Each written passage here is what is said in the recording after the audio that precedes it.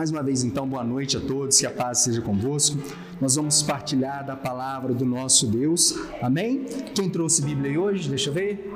Aleluia, Deus seja louvado. Irmãos, costumo dizer que trazer a Bíblia, a palavra do Senhor, ela é muito importante para todos nós, amém? Tem pessoas que falam assim, eu não levo a Bíblia não, porque eu não consigo ler a palavra, eu acho a letra pequena, eu não consigo me concentrar, eu prefiro escutar. Irmão, carregue a Bíblia. Carregue a Bíblia. Se você um dia deparar com um assaltante na rua e ele te mostrar um cabo de uma arma, você vai pensar, espera aí, você tem curso para atirar? Você por acaso sabe atirar? Você vai pagar para ver? Sim ou não? Sim ou não, irmãos?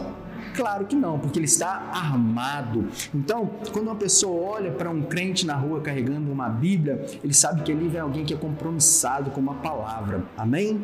Então, procure carregar a palavra em nome do Senhor Jesus. Irmãos, todos nós hoje, e aqui já quero dar início à palavra, por assim dizer, todos nós que temos um pingo de noção, um pingo de noção de localização, de ambiente, a gente consegue notar as coisas que estão acontecendo ao nosso redor e ver que as coisas estão meio estranhas, sim ou não? Você vê os noticiários, as manchetes, a maneira como a política do nosso país está desenrolando, a gente começa a perceber que algumas coisas não são comuns, pelo menos nos últimos anos para cá. E por que eu estou dizendo isso? Porque se a gente ligar a televisão hoje, os assuntos vão ser comuns, sim ou não? A gente ligar na Band, Record, Globo, qualquer outro canal, os assuntos vão ser sempre os mesmos. Política do nosso país, Covid matando a torta e a direito, não é assim? Se a gente olhar para o ambiente mundial, volta e meia vai estar falando da crise, da quantidade de morte também, vão estar falando da necessidade de surgir um governo único, porque ninguém está conseguindo resolver, vai estar falando da Argentina, que já falou que agora vai ter que dar cano no FMI. Os irmãos acompanharam isso? O que acontece, irmãos? Todos esses acontecimentos, se acontecessem de forma isolada, a gente poderia falar que era coincidência. Mas como eles começam a acontecer todos juntos, e essa semana um outro acontecimento surgiu, e é por isso que Deus trouxe essa palavra no meu coração. Eu não sei quem teve a oportunidade de acompanhar, mas essa semana, salvo engano, dia 23, um navio encalhou no canal de Suez. Alguém ouviu falar disso aí? Pois bem, que diacho tem a ver o canal de Suez com a nossa vida nos dias de hoje, irmãos? Bom, canal de Suez, quando a gente olha lá o mapinha do Egito, tem um bracinho do Mar Vermelho, e eu costumo falar aqui nos nossos estudos, para a gente identificar, só a gente olhar, parece que tem duas orelhinhas de coelhinho assim, no bracinho do Mar Vermelho. Um daqueles lados ali é o Golfo de Aqaba, e o outro é o Golfo de Suez. Para a gente contextualizar, acredita-se que foi nesse Golfo de Suez que os israelitas passaram quando saíram do Egito. Os irmãos lembram da travessia do Mar Vermelho? Foi lá, num desses pontos. O que acontece? Nesse bracinho do Golfo de Suez, eles esticaram uma valeta, vamos colocar assim, falando de uma forma bem primária, uma valeta de 200 metros de largura por 193 quilômetros, para poder ligar o pessoal que está do lado de cá no Mar Vermelho ao Mar Mediterrâneo. E essa rota, irmão, ela é responsável por quase 10% da economia mundial, passa por ali. Se o país ou a nação que estiver exportando não puder passar ali pelo Golfo de Suez, ele tem que dar a volta cá embaixo na África. Então, o custo aumenta muito. Então, estima-se que só por conta desse navio que está encalhado ali, se a gente olhar no mapinha, ele está meio de lado assim, esbarrando as duas laterais, só por conta daquilo dali, o mundo inteiro vai ter um prejuízo muito grande. O que acontece? Encalhar o navio pode acontecer hoje ou amanhã, pode ou não pode? É igual baleia, pode encalhar. Só que quando a gente olha para esse encalhamento, eu acho que é essa palavra, lá no Golfo de Suez, somado a tantas outras coisas que nós já temos observado no momento atual, o mundo está falando o tempo todo de crise de coronavírus, falando que a economia não vai se recuperar, não sei se alguém já teve a oportunidade de ver isso, falando que o nosso mundo nunca mais vai ser o mesmo. Existem pessoas que inclusive costumam afirmar, ou dizem, que o mundo não vai ser mais conhecido como antes e depois de Cristo, mas antes e depois do coronavírus. Não sei se alguém já teve a oportunidade de ouvir esse tipo de afirmação, mas é uma das afirmações que nós temos ouvido no momento atual. O momento atual se fala inclusive de uma crise mundial na questão financeira, e aí começa a se discutir um grande reset, para quem jogou videogame, lembra do reset lá, era aquele botão que você apertava, que apagava tudo e começava de novo. Lembra disso? Os amantes do videogame vão lembrar. Pois bem, Isso tudo, irmãos, somado, os fatores que nós falamos antes, com essa situação do Golfo de Suez, com o prejuízo que ele vai trazer para a economia, com as pessoas começando a falar da importância ou da necessidade de reiniciar todo o sistema financeiro, isso aponta para um desenrolar escatológico. O que é escatologia? Escatologia é o estudo das últimas coisas. Sabe quando a gente começa a pegar no livro de Apocalipse e vê aquele monte de besta saindo do mar, saindo da terra? Já viram isso lá? Pois bem, irmãos, tudo aquilo dali tem uma explicação que vai se encaixar em algum momento da humanidade. Nunca foi tão pontual quanto o período que nós estamos vivendo agora. Agora, quando a gente começa a falar de algumas coisas como essa, via de regra, a grande maioria das pessoas ficam assim: que viagem? Não é assim que funciona? Por que as pessoas têm essa ideia de que está viajando? Porque a maioria das pessoas estão preocupadas em ficar na frente da televisão vendo Big Brother. E não começam a perceber todo o desenrolar que está acontecendo à nossa volta. Ou seja, as pessoas assistem, passam numa página na internet, o navio encalhou no Golfo de Suez. Olha, engraçado, porque está todo mundo falando de grande reset, de reiniciar. O Papa falou, um monte de político importante falou, mas as pessoas não conseguem linkar isso tudo que está acontecendo ao que a palavra diz. E hoje, irmãos, eu quero trazer uma palavra da parte do Senhor, e se nós pudermos colocar um título nessa palavra, eu creio que nós podemos, seria Visão Além do Alcance. Amém? Quem que tem visão? Todo mundo tem visão. Agora, o que é visão? Mudou o contexto. Bom, primeira coisa que a gente tem como visão é a capacidade de enxergar, sim ou não? Eu tenho minha visão. Quando você está com problema de visão, você vai no oftalmologista. Eu, por exemplo, sou míope. Se eu não tiver de lente, aí eu fico mais ou menos enrolado, minha visão fica prejudicada. Então, visão no primeiro momento, ela pode ser interpretada como a capacidade de enxergar. Visão pode ser interpretada como uma perspicácia no mundo estratégico. Eu assim, nossa, esse camarada é visionário. Já viu essa expressão? Nossa, ele tem visão de negócio, ele tem visão do todo, ele consegue fazer as coisas, também funciona. Também pode ser interpretado, principalmente à luz da Bíblia, como uma visão do sobrenatural. Lembra? Veio a minha palavra do Senhor em visão, não tem isso na Bíblia? Também é um tipo de visão. Mas a visão, irmãos, que eu quero tratar com vocês hoje, pelo poder e pela presença do Senhor, é uma visão que está ligada à capacidade de discernir aquilo que nós estamos vendo. Ou seja, a gente olha todo esse contexto na televisão, na mídia, na nossa igreja, na nossa comunidade, mas a gente precisa agora tirar da visão de simplesmente ver e trazer para uma visão que é uma capacidade de interpretar isso que a gente está vendo. Quando é que eu consigo ter uma capacidade de interpretar? Quando eu olho pela maneira correta. Quero compartilhar a palavra do Senhor com você. Você que trouxe a sua Bíblia, abre ela comigo no segundo livro dos Reis de Israel, capítulo 6, versos 14 até o 17. Amém. Glória a Deus. Louvado é o nome do Senhor. Amém? Todo mundo achou? Diz assim a palavra do nosso Deus. Então o rei enviou para lá cavalos, carros de guerra e um grande exército. Eles chegaram de noite e cercaram a cidade. O servo do homem de Deus levantou-se bem cedo e, ao sair, eis que tropas, cavalos e carros de guerra haviam cercado a cidade. Então o moço disse a Eliseu: ai, meu senhor, o que faremos? E ele respondeu: não tenha medo, porque são mais os que estão conosco do que os que estão com eles. E Eliseu orou e disse: Senhor, peço-te que abra os olhos dele para que vejam. O Senhor abriu os olhos do moço e ele viu que o monte estava cheio de cavalos e carros de fogo ao redor de Eliseu. Amém? Deixa a palavra de lado aí, quero compartilhar com você nesta noite em nome do Senhor Jesus. O que estava acontecendo aqui, irmãos? Se a gente parar para ler todo esse capítulo, todo esse contexto, nós vamos ver que Israel estava novamente em guerra com as nações vizinhas. Nesse pedaço aqui especificamente, a palavra vai nos dizer que o rei da Síria estava fazendo guerra contra o rei de Israel. E como todo rei fazia, não sei quem está acompanhando a história, a novelinha do Gênesis lá, viu os reis tramando, nós vamos pegar dia tal, a gente vai lá e vai entrar de emboscada na cidade e vai ser um abafa. Pois bem, assim também acontecia lá atrás. O rei da Síria, ele juntava o seu timezinho. Quem jogava bola antigamente, não sei, bola, pique, bandeira, essas coisas, tinha um tal de fazer planinhos, irmãos, lembram disso? Chegava assim, vamos fazer planinho aqui. Aí juntava, combinava as coisas que aconteciam, não era assim que funcionava? Pois bem, a palavra vai dizer que esse rei da Síria, ele fez um planinho, chamou o time dele, os oficiais dele, falou: gente, o negócio é o seguinte, vamos armar uma emboscada para o rei de Israel. Ele vai parar em tal lugar, a gente pega ele lá. Ou então, se ele passar para outro lugar, a gente arma uma emboscada para ele lá. E assim eles fizeram. Só que ele começou a perceber que toda vez que ele armava uma emboscada para o rei de Israel, de alguma forma o rei ficava sabendo e desviava do caminho.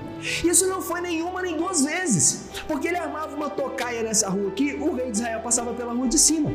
Ele passa pela rua de cima. Na semana que vem ele armava na rua de cima, o rei passava pela rua de baixo. E ele começou então a se frustrar, porque nunca dava certo aquilo que ele estava planejando. De tal maneira que ele reúne de novo o seu time. Assim, é o negócio seguinte, gente, no meio de nós tem um X9. Aqui no nosso grupo tem alguém que está dedurando para o inimigo as nossas estratégias, porque não é possível.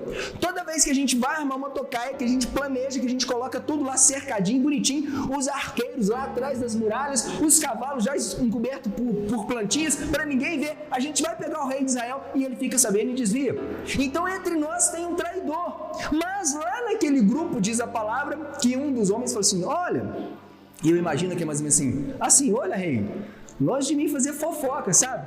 Mas acontece que lá em Israel tem um homem de Deus, amém? Então assim, onde tem um homem de Deus, as coisas começam a fluir ao nosso respeito, amém ou não amém? O que eu quero dizer? Mas por que, missionário Vitor, tem que ter um homem de Deus? Não, irmãos, estou querendo dizer um homem de Deus, uma mulher de Deus. Se tiver um homem de Deus, mulher de Deus dentro da sua casa, a realidade passa a ser outra. Aleluias! Por que passa a ser outra? Porque você começa a receber avisos do Senhor das emboscadas de Satanás. E aí você se prepara para elas. Concorda que quando ele fala assim, ei, quem que é o X9? Não, cara, não tem X9. Deixa eu te explicar, rei. É como se fosse assim, olha, longe de mim fazer fofoca. Mas acontece que lá em Israel tem um homem de Deus. E todas as vezes que você prepara uma tocaia para o rei de Israel, esse homem de Deus avisa ao rei de Israel onde é que está a sua emboscada. E ele se desvia. Ah, não é possível. Ei, e te digo mais, as coisas que você fala lá na sua cama, deitado lá, quase que assim, só que você pensa, Deus faz saber a este profeta.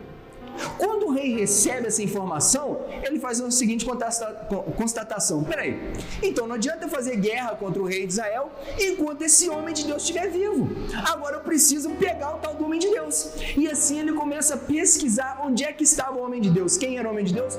O profeta Eliseu. Onde é que está Eliseu? Onde é que está Eliseu? Eu fiquei sabendo que ele está em Dotã. De repente passaram um zap para ele, ele falou assim, está aqui em Dotã. Ele vai então, cerca toda a cidade e entra o texto que nós lemos. A palavra fala que de manhã, bem cedo, o auxiliar, o moço do profeta, esse texto que nós lemos não conta o nome, mas eu creio ser Geazi, porque ele já era auxiliar do profeta Eliseu, a gente vê isso na história de Naamã, que está no capítulo 5. O que acontece? Ele levanta bem cedo e quando ele olha assim, de repente, pela janela da casa, ele vê que a cidade toda, a casa onde ele estava cercada com os cavaleiros do rei da Síria. É como se ele olhasse e falasse assim, deu ruim. Porque era muita gente que veio para poder pegar o profeta. Então ele volta correndo, chama, profeta, você não sabe o que está acontecendo? Ai meu Senhor, o que nós vamos fazer? Quando o homem de Deus recebe a informação, como é que está escrito no texto, irmão? Desesperou? Descabelou? Chorou? E agora quem poderá nos ajudar? Ele não, fica tranquilo, calma filho. Maior é o exército que está conosco do que aquele que está com eles. A grande questão é que Geazi não conseguia enxergar. Quando ele olhava para aquilo, ele só via o exército do inimigo. Aí vem o profeta, fica tranquilo. Está vendo alguma coisa ali? Tô não. Deus, abra os olhos desse menino. Quando a palavra nos fala que Eliseu orou, que os olhos de Geazi, vamos crer que é Geazi, foi aberto, ele então agora contempla os carros e cavaleiros de fogo que foram enviados da parte de Deus. E agora todo aquele desespero dele, agora eu tô. Lembra desse personagem que estava bravo? Se acalma agora? Agora eu estou tranquilo, porque agora eu estou vendo a providência de Deus. Irmãos, da mesma forma que aconteceu nesse texto que nós lemos, é exatamente o mesmo cenário que nós estamos vivendo. Nós estamos deparando com um exército formado, entrincheirado para atacar a igreja do Senhor. Não só a igreja do Senhor como estrutura, mas a igreja do Senhor como cada um de nós. Lá atrás, no período do Antigo Testamento, logo no comecinho do Novo Testamento, como é que era a perseguição dos cristãos do primeiro século? Você é crente? Não é mais não, que eu vou te amarrar, vou te jogar dentro da arena, os leões te comerem. E era assim que eram feitas as perseguições dos cristãos do primeiro século. Levavam para dentro das arenas para serem queimados, para serem comidos pelas feras. Só que os anos foram passando e um homem chamado Tertuliano, ele falou assim, peraí gente, esse negócio de ficar matando cristão está por fora. Porque toda vez que você vai matar um cristão, as pessoas que vão lá para assistir o espetáculo, eles não voltam para casa tipo assim, nossa, que da hora, velho, pô, você tinha que ver aquele cristão lá morrendo, a cabeça dele sendo esmagada. Não, eles voltavam para casa pensando, falei assim, gente, ou esse povo que está lá é muito doido, sim, doido varrido mesmo, ou então o que eles acreditam é verdade. E eles voltavam para casa e começavam a falar com a família. Eu falei assim, gente, vocês tinham que ver, o leão veio correndo para cima do senhorzinho lá, o João da esquina, o João da padaria que a gente conhecia, aquele que a gente sabe que ele não é doido, porque ele fez comércio a vida inteira, mas agora ele se converteu a esse tal de cristianismo e levaram ele para a arena. E aí você tinha que ver a família, botaram ele lá no meio e o leão veio correndo. Ele nem correu, ele só fechou a mão assim, levantou, o leão comeu ele. E essa cena, quando as pessoas levavam para casa e compartilhavam, gerava ainda mais fé. Então chega ao ponto desse Tertuliano dizer o seguinte, olha, o sangue dos mártires, dessas pessoas que estão morrendo, é semente para o povo de Deus. Ou seja, quanto mais você mata um cristão trucidado dessa forma, mais crente gera, porque eles vão vendo a fé dos outros irmãos. Então o que acontece? Ao longo da história, Satanás então começa a mudar a estratégia, irmãos. Quantas pessoas você conhece que foram mortas por amor ao evangelho? Você conhece? Não estou falando de televisão, não. Ah, era meu vizinho. Não, a gente não conhece. O nosso país é um país livre. Só que agora o ataque não é mais externo. O ataque agora começa a ser interno, na nossa mente. Começa a ser um ataque indireto. Então nós estamos o tempo todo sob constantes ataques do nosso inimigo, não ataques como os antigos, de nos levar para as arenas, mas ataques indiretos, ataques subliminares, que o tempo todo vão batalhar contra a nossa fé. Agora, nós precisamos entender que existe uma visão que é natural e existe uma visão que é sobrenatural. Existe uma visão que vai até um determinado lugar, mas existe uma visão preparada por Deus que vai muito além daquele lugar. Amém? Toda visão, irmãos, ela tem uma limitação. Toda visão tem limitação. Por exemplo, quando os irmãos olham daí de onde vocês estão para cá, a limitação máxima é essa aqui, não é? Ninguém consegue ver o que tem atrás dessa parede, porque aqui tem um obstáculo físico. Quando eu olho daqui para aí, a minha visão ela vai um pouco mais além. Por conta da minha altura, eu consigo enxergar até lá no final da rua.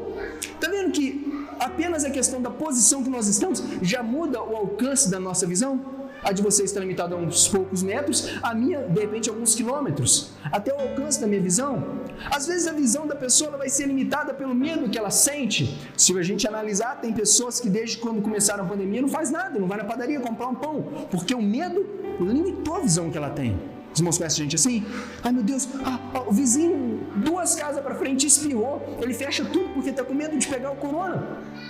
Tem pessoas que vão ter a visão limitada por conta da cultura que tiveram ao longo da vida. Não sei se isso aconteceu com os irmãos, mas tem pessoas para as quais você tenta explicar alguma coisa, tenta falar, tenta convencer e parece que nada entra na cabeça. Igual aquela história do pau que nasce torto, morre torto, nunca se endireita, por conta da visão limitada que ele teve ao longo da vida.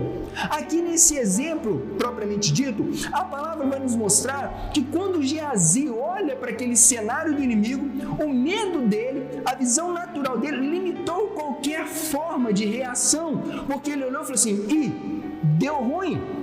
Mas exatamente no momento que dá ruim, que ele vai agora falar com o homem de Deus. Por isso é importante ter um homem e uma mulher de Deus na nossa vida, na nossa casa, na nossa família, amém? Porque homem de Deus, mulher de Deus, sempre tem direção de Deus e sempre sabe quando fazer, quando a visão natural não for favorável. Quando a gente olha para o cenário hoje, irmãos, o cenário é favorável? Não. Cenário de Covid, de morte, de crise, um monte de empresa quebrando, o navio lá agora encalhou no Golfo Suez, 10% da economia está impedido de passar ali. O cenário não é favorável, mas quando o cenário não é favorável, entra em ação homens e mulheres de Deus que são capazes de nos levar a um novo nível de visão. Geazi estava desesperado, não estava? Ai meu Deus, eles vão pegar a gente, o que a gente vai fazer, o que a gente vai fazer? Não, calma.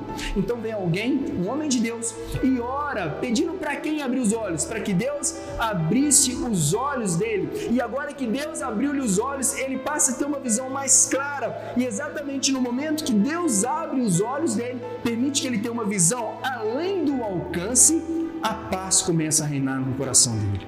Amém? Irmãos, Deus tem um momento de paz, uma vida de paz para mim e para você. Por que às vezes a gente não consegue encontrar esse ambiente de paz? Por conta da amplitude da nossa visão. Quando você olha para a sua casa, para a sua vida, o que você enxerga? Tem pai, tem mãe, quando olha para o filho, só enxerga um traste. Não é assim? Não vai dar nada esse menino, não presta, não faz nada direito, não vai fazer mesmo, porque a sua visão está impedida, ela não consegue ir além do alcance. E de fato, irmãos, às vezes a gente vai olhar para os nossos filhos, para os nossos vizinhos, para os nossos maridos, quem sabe esposas, e a gente vê e fala assim, poxa, o que ele está fazendo hoje não é bom. Não acontece assim de vez em quando? Ele é um menino muito desobediente, aí você olha para ele e só consegue enxergar o aqui e o agora.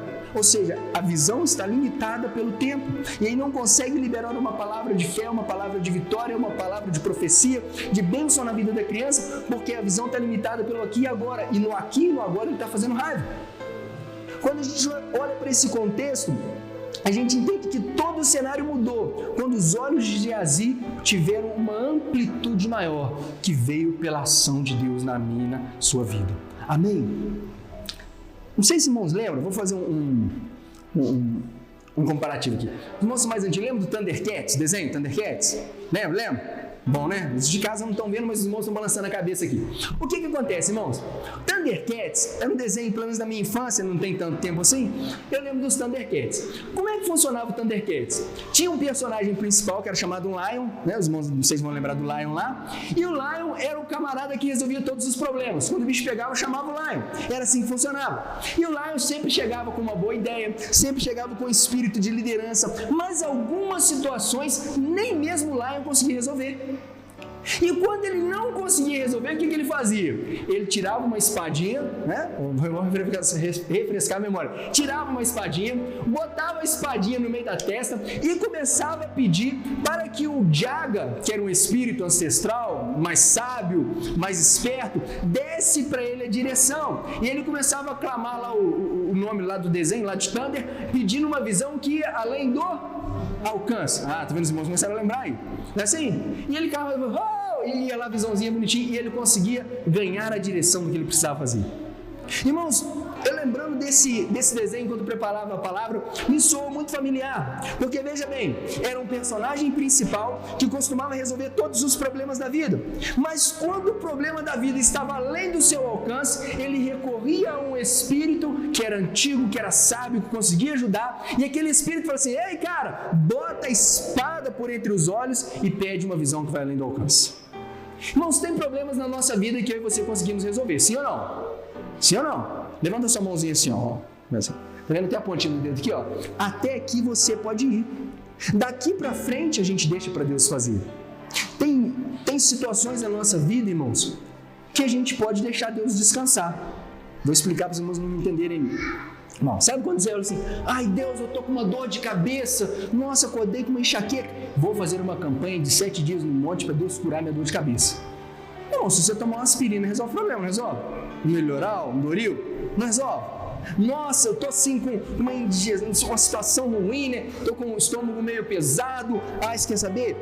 Eu podia até tomar assim um Eno, né? Um Estomazil, mas eu vou fazer uma campanha na igreja para Deus me curar. Os irmãos entendem que tem coisas que são naturais, que nós podemos fazer? Agora, existem situações que vão estar além do nosso alcance. E nessas situações nós vamos precisar do auxílio do Senhor. O nosso desenho animado que a gente está utilizando como exemplo era exatamente isso.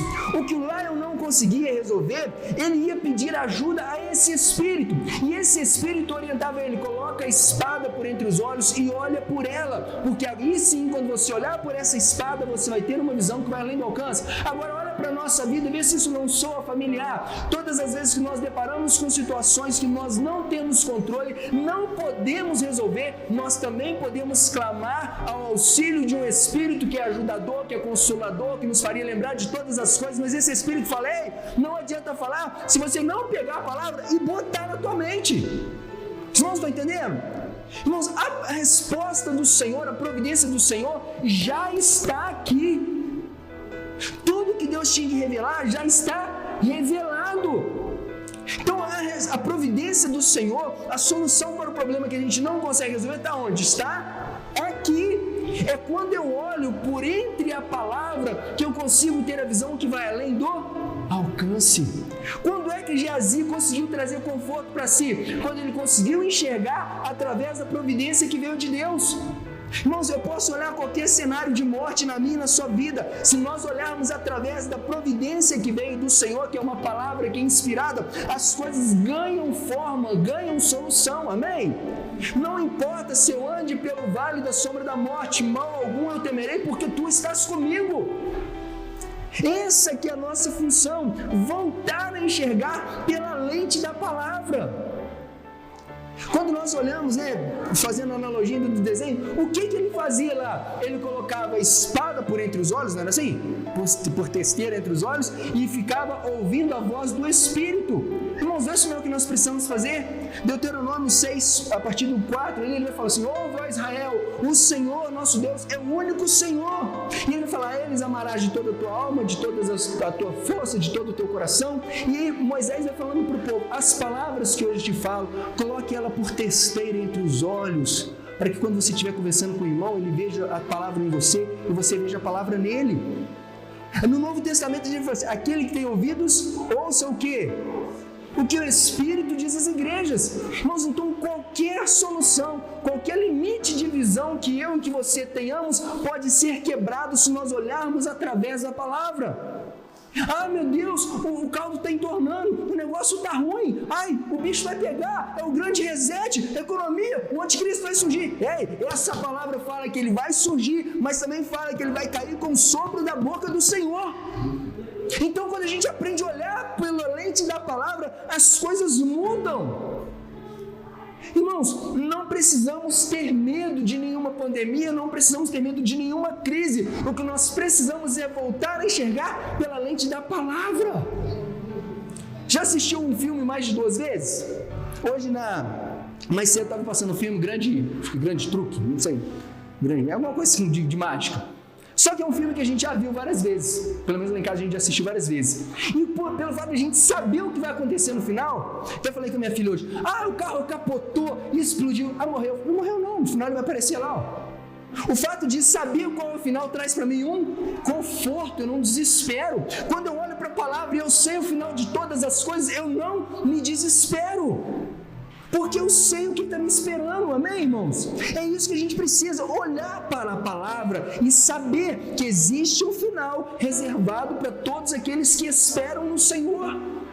Não importa se o cenário parece ruim agora, não importa se a minha visão, talvez limitada pelo medo, pela minha cultura, pelo que eu estou ouvindo pela televisão, olha, Juiz de Fora está 110% da capacidade dos leitos limitada.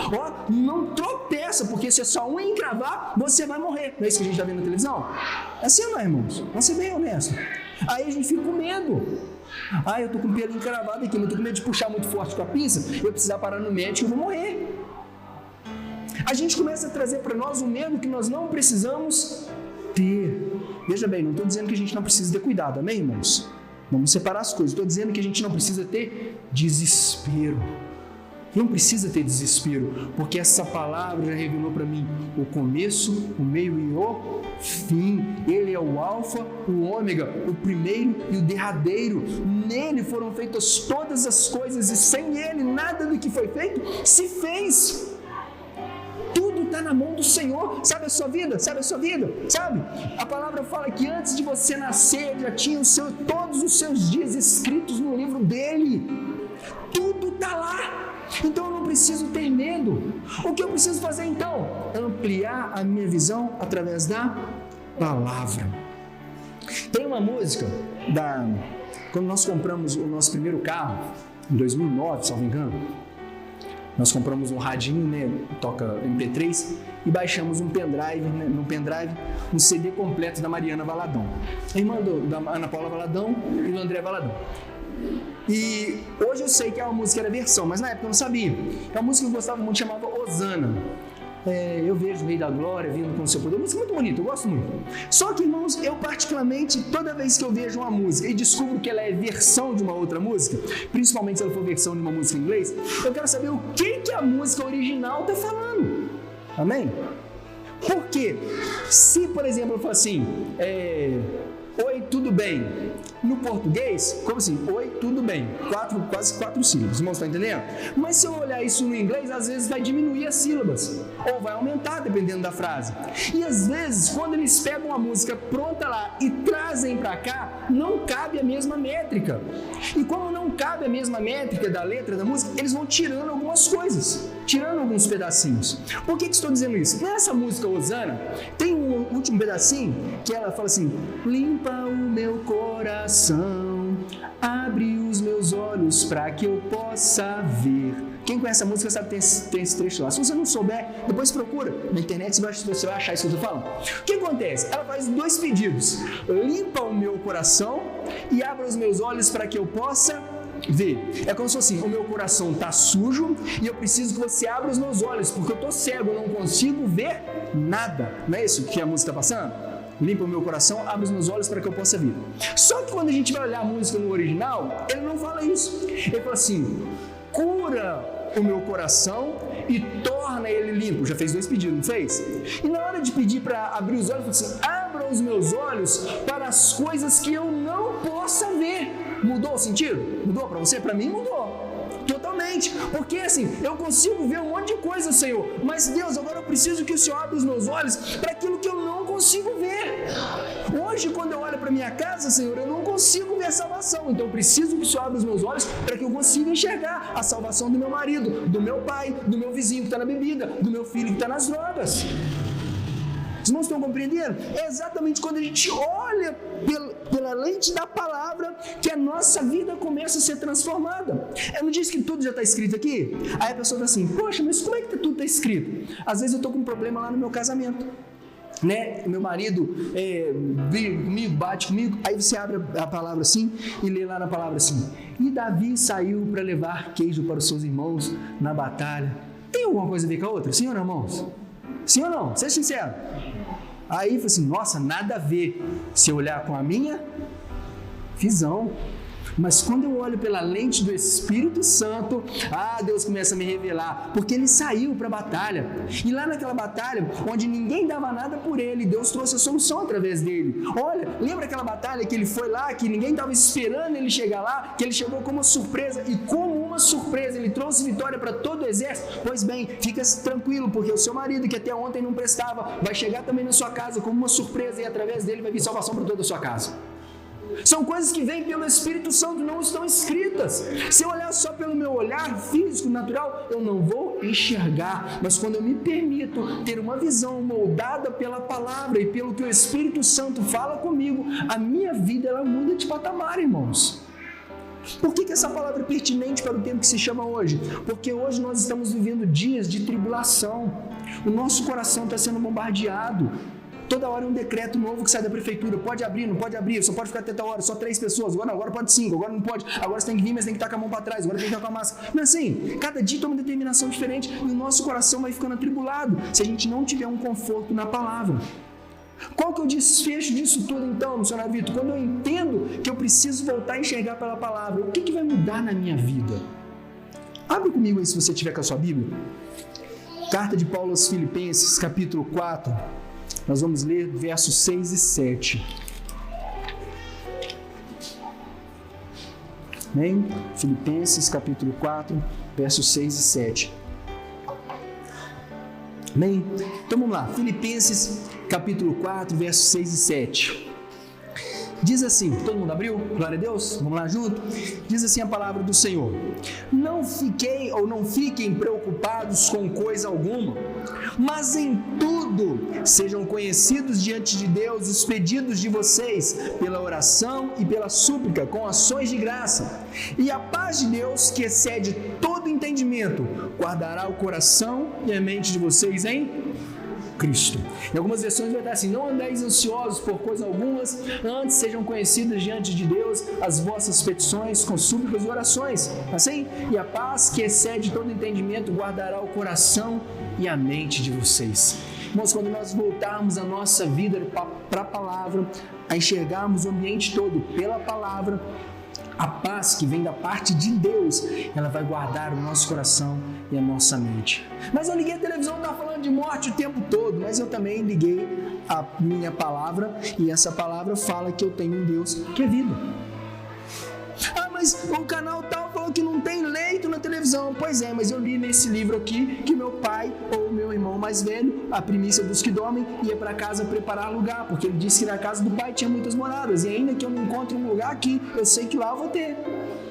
Os irmãos estão entendendo? Mas o que eu tenho que fazer? Eu tenho que andar por aí relaxado? Não! Você tem que andar guardado pela paz que excede todo entendimento. Aleluia, irmãos! E eu quero findar aqui a história, se a gente continuar lendo o texto, vai nos mostrar que logo em seguida que Eliseu pede para abrir os olhos de Geazi, ele pede para cegar aqueles homens. Senhor, agora segue esses homens aqui, todos inimigos. Ele pega aqueles homens pela mãozinha, leva eles até Samaria, que era a capital de Israel, né? Reino do Norte. Leva eles lá no meio, senta todo mundo e fala assim, agora abre os olhos dele. E quando eles abrem os olhos dele assim, agora deu ruim para nós, porque agora a gente está no meio do exército que a gente queria pegar, agora a gente vai morrer. O rei de Israel vira para Eliseu e fala assim, e agora, Eliseu? A gente mata ele? Não.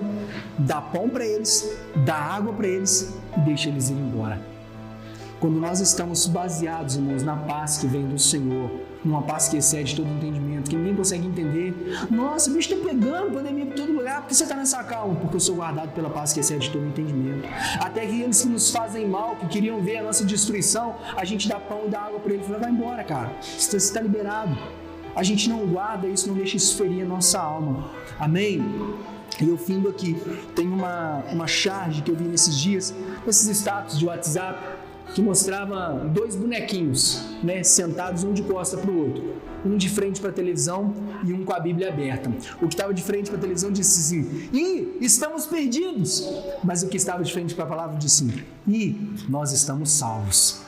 A nossa percepção, de acordo com a lente que a gente enxerga, vai determinar os rumos que nós percorremos. Amém? Feche seus olhos, eu quero orar com você nesta hora, em nome do Senhor Jesus. Aleluia, santo é o teu nome, Senhor amado.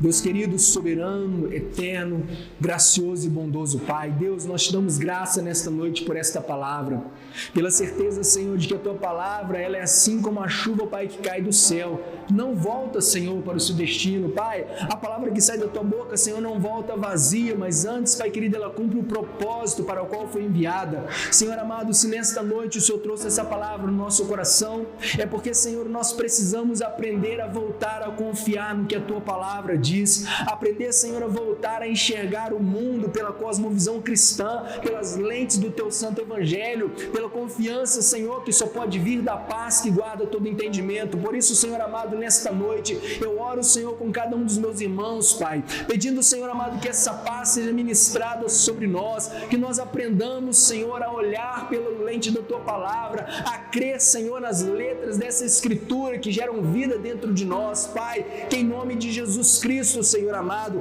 a nossa visão, Senhor, ela seja aberta, Pai. Deus querido, que o cenário de morte que está instaurado diante de nós, Pai, perca espaço para o cenário de vida que a tua palavra nos garante. Senhor amado, que em nome de Jesus Cristo, toda palavra, toda profecia de morte, toda sentença de derrota, de descaso, de fracasso que nós ouvimos, Senhor, seja pelos grupos de WhatsApp, seja pelos áudios, Senhor, maldosos, seja pelas mídias maliciosas, Senhor, que percam voz no nosso coração e que a voz do Senhor, do teu Santo Espírito, ganhe força dentro de nós. Nós oramos, Senhor, e para a glória do teu nome, nós já te agradecemos, porque o Senhor é fiel para cumprir toda a palavra que sai da sua boca, e essa palavra, Senhor, nos diz que 1000 cairão ao nosso lado, 10.000 à nossa direita, e nós não seremos atingidos se nós estivermos no esconderijo do Altíssimo.